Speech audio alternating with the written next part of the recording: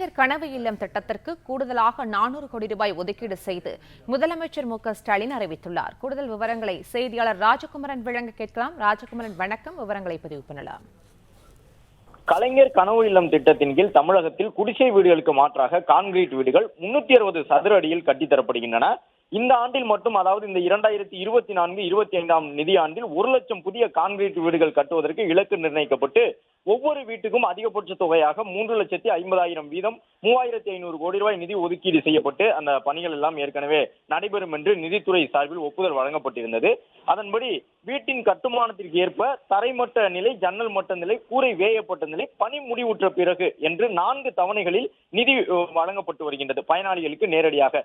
இதுவரை தமிழ்நாடு அரசால் 1051 கோடியே 34 கோடி என்ற அளவில் அந்த நிதி ஒதுக்கப்பட்டிருந்தது. தற்பொழுது கூடுதலாக 400 கோடி அளவிற்கு நிதி வழங்கப்பட்டிருக்கின்றது. இதன் மூலமாக கலைஞர் கனவு இல்லம் திட்டத்திற்கான நிதியின் அளவு 1451 கோடியே 34 லட்சமாக அதிகரிக்கப்பட்டிருக்கின்றது. அது மட்டுமல்லாமல் இந்த நிதியாண்டில் நிர்ணயிக்கப்பட்டிருக்கக்கூடிய 1 லட்சம் புதிய வீடுகள் என்ற இலக்கை முடிவு கொண்டு வரக்கூடிய வகையில் மக்களின் பயன்பாட்டிற்கு கொண்டு வரக்கூடிய விதமாக தமிழ்நாடு அரசால் நடவடிக்கைகள் மேற்கொள்ளப்பட்டு வருவதாக அரசின் தரப்பில் தெரிவித்திருக்கின்றார்கள். ஏற்கனவே இந்த நிதியாண்டுக்காக 1051 கோடியே 34 லட்சம் மதிப்பீட்டில் நிதி ஒதுக்கப்பட்டு பணிகள் நடைபெற்று வந்த நிலையில் தற்பொழுது 400 கோடி ரூபாய் கலைஞர் கனவு இல்லம் திட்டத்திற்காக கூடுதலாக நிதி ஒதுக்கப்பட்டிருக்கின்றது.